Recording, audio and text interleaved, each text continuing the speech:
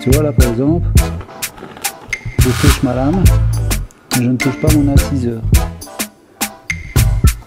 Si voilà, regarde, tu vois, je touche mon inciseur ici et je touche la lame. Ok.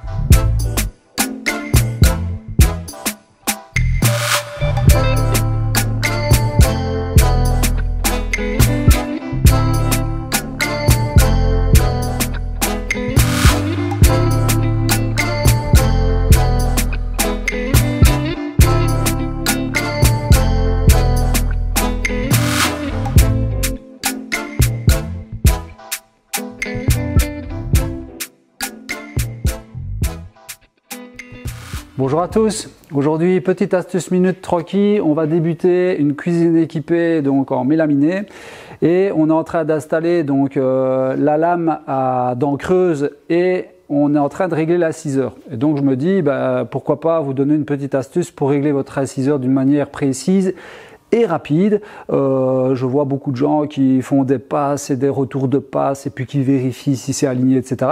Il y a bien plus simple que ça. Vous sortez votre lame à gouge, donc de l'épaisseur que vous souhaitez. Vous sortez votre inciseur, vous prenez une petite cale de 2 mm, d'accord? Il n'y a pas besoin de plus.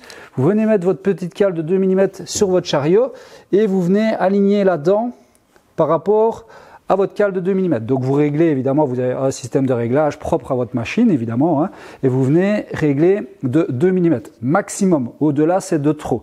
Donc ici, la cale, en fait, elle fait 1 mm et demi exactement. D'accord? Une fois que ça c'est fait, on prend un morceau de panneau qui est parfaitement d'équerre et on vient le mettre contre le guide et contre la lame. Une fois qu'on est contre la lame, on recule. Donc vous voyez, je fais tourner ma lame, ça frotte, et je recule et ça doit venir affleurer également mon inciseur. D'accord? Donc ici, mon inciseur, je ne sais pas si on voit à la caméra, Benoît.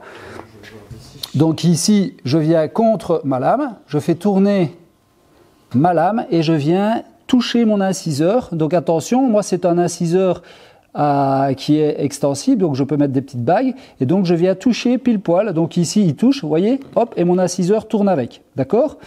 Donc là je suis certain d'être parfaitement aligné. Donc je peux jouer, pareil, si je ne touche pas ou si je reprends de trop, je peux jouer avec mon réglage, gauche, droite, mon inciseur. Une fois que c'est fait, je fais pareil de l'autre côté et là, avant d'aller contre la lame, je fais l'inverse, c'est-à-dire que je prends une planche qui fait plus ou moins 10 cm de large, qui est parfaitement parallèle.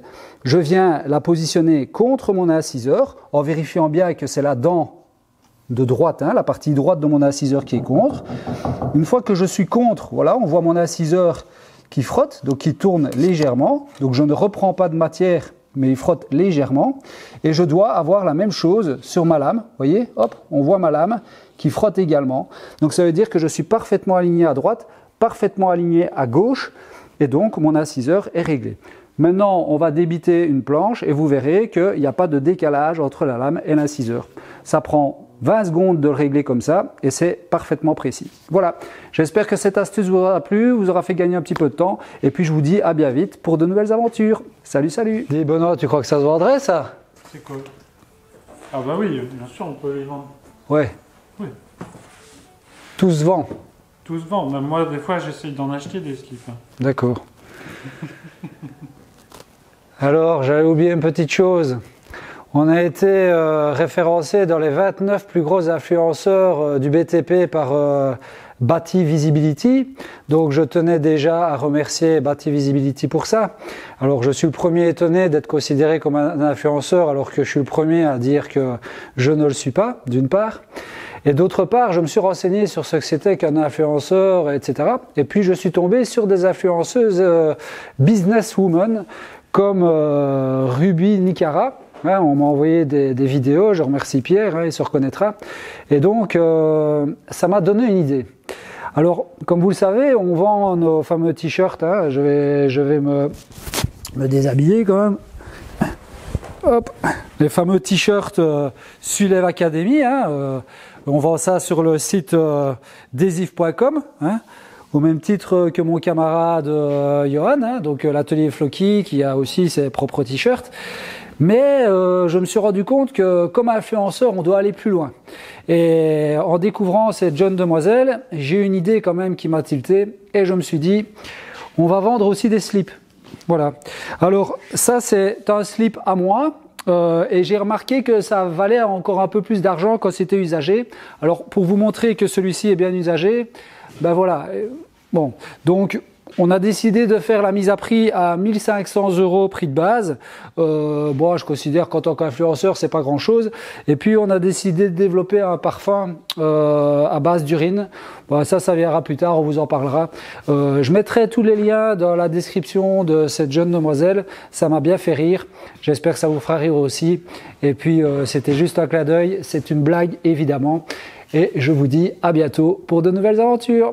Salut, salut!